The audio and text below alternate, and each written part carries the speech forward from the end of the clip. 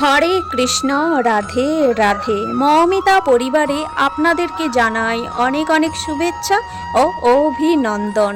আজকের আলোচ্য বিষয়টি হচ্ছে সহজ বাংলায় ভগবদ গীতার সারাংশ। শ্রোতা বন্ধুরা, আজকের এই কথাগুলি প্রথম থেকে মন দিয়ে শুনুন। শ্রীমদ্ ভাগবত গীতা এমন একমাত্র গ্রন্থ যা মানুষকে বেঁচে থাকার জন্য সঠিক দিশা দেখায়। ভগবত গীতা জীবনের ধর্ম, কর্ম এবং প্রেমের পাঠ শিখায়। ভগবত গীতার জ্ঞান মানব জীবন এবং জীবনের পরবর্তী জীবনের জন্য উপযোগী মনে করা হয়। গীতা হলো সম্পূর্ণ জীবন দর্শন, আর যে ব্যক্তি গীতাকে যথাযথভাবে অনুসরণ করতে পারে সেই ব্যক্তি সর্বশ্রেষ্ঠ হয়। ভগবত গীতায় মোট 18টি অধ্যায় এবং 700টি শ্লোক আছে, যা সবার পক্ষে প্রতিদিন পাঠ করা এবং উপলব্ধি করা সম্ভব হয় না।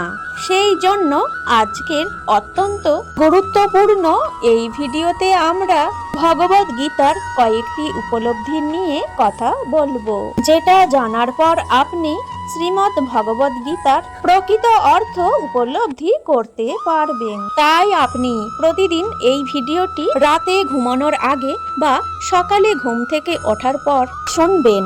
তাহলে চলুন এগোনো যাক পৃথিবীর সেই মহাজ্ঞানের ভাণ্ডারের দিকে, যা ভগবান শ্রীকৃষ্ণ স্বয়ং নিজের মুখে বলেছিলেন। শ্রীকৃষ্ণ বলেন, এই সংসার আমারই তৈরি, মায়ার দ্বারা আচ্ছন্ন। এই সংসার আমার দ্বারাই সৃষ্টি হয়েছে। আমি এই সংসারের পালন কর্তা, আবার আমি সবকিছুর বিনাশও করে থাকি। আমি অতীত, বর্তমান এবং ভবিষ্যতের সকল প্রাণীকে জানি, কিন্তু বাস্তবে আমাকে কেউই জানতে পারে না। ভগবান বলেন, যেমন প্রকাশের জ্যোতি অন্ধকারেও ঝলমল করে, একই রকম ভাবে সত্য ঝলমল করে। এই জন্য মানুষকে সর্বদা সত্যর পথেই থাকা উচিত। মৃত্যু হলো একটি অটল সত্য, যাকে কখনোই পরিবর্তন করা সম্ভব নয়। যখন থেকে এই সংসারে নির্মাণ হয়েছে, তখন থেকেই জন্ম ও মৃত্যুর চক্র ঘুরেই চলেছে। যেভাবে মনুষ্য তার পুরানো বস্ত্র পরিত্যাগ করে নতুন বস্ত্র পরিধান করে, একই রকম ভাবে আত্মাও পুরাতন ও জীর্ণ শরীর পরিত্যাগ করে নতুন শরীর ধারণ করে। এটাই হলো প্রকৃতির নিয়ম। এই কঠিন সত্যকে মেনে নিয়ে ভয়মুক্ত হয়ে বর্তমানেই বাঁচা উচিত।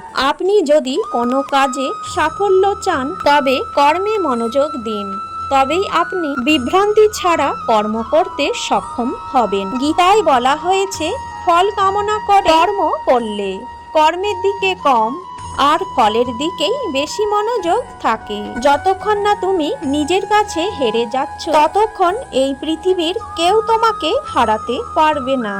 দুর্বল তুমি নয়, দুর্বল তোমার সময়। আর সময় প্রত্যেকের পরিবর্তন হয়। যারা প্রকৃত জ্ঞানী ব্যক্তি, তারা না তো মৃত ব্যক্তির জন্য শোক করেন, না তো তাদের জন্য শোক করেন যারা জীবিত আছে, কারণ তিনি জানেন যে মারা গেছে সে আবার জন্ম নেবে, আর যে জীবিত আছে সেও একদিন মারা যাবে। ভগবান শ্রীকৃষ্ণ বলেন, মনের শান্তির থেকে বড় সম্পদ এই পৃথিবীতে আর কোনো কিছুই নেই। যে ব্যক্তি নিজের মনকে শান্ত রাখতে শিখে গেছে, তার থেকে বড় ধনী এই সংসারে আর কোথাও নেই। সময় কখনো মানুষের তৈরি পথে চলে না, মানুষকেই সময়ের তৈরি পথে চলতে হয়। একেই তো নিয়তি বলে। জীবন তখন কঠিন মনে হয় যখন আমরা নিজেকে পরিবর্তন করার পরিবর্তে পরিস্থিতিকে পরিবর্তন করার চেষ্টা করি। কর্মই হলো সব থেকে বড় ধর্ম। ভগবান শ্রীকৃষ্ণ গীতায় অর্জুনকে উপদেশ দিতে গিয়ে বলেছেন, মনুষ্য কর্ম করার জন্যই পৃথিবীতে জন্ম নেয়, আর কর্ম না করে কেউ ক্ষণকালও থাকতে পারে না। পরিণামের কথা চিন্তা না করে মানুষকে নিজের কর্তব্য পালন করে যাওয়া উচিত। ক্রোধ মানুষকে নরকে টেনে নিয়ে যায়। ক্রোধ করার জন্য মানুষের মন অশান্ত হয়ে পড়ে, আবেগের বশবর্তী হয়ে তখন সে নিজেরই ক্ষতি করে। ভগবান শ্রীকৃষ্ণ বলেন মনুষ্যকে ক্রোধ এড়িয়ে চলতে হবে। যতই রাগ হোক না কেন নিজেকে নিয়ন্ত্রণ করার প্রচেষ্টা করতে হবে। এই সংসারে আজ যা তোমার আছে গতকাল তা অন্য কারোর ছিল, আগামীকাল তা অন্য কারোর হয়ে যাবে। তুমি এই পৃথিবীতে খালি হাতেই এসেছো, আর তোমাকে খালি হাতেই এখান থেকে ফিরে যেতে হবে। জয় শ্রী কৃষ্ণ। আজকের এই ভিডিওটি শেষ করলাম। সকলেই ভালো থাকবেন, সুস্থ থাকবেন।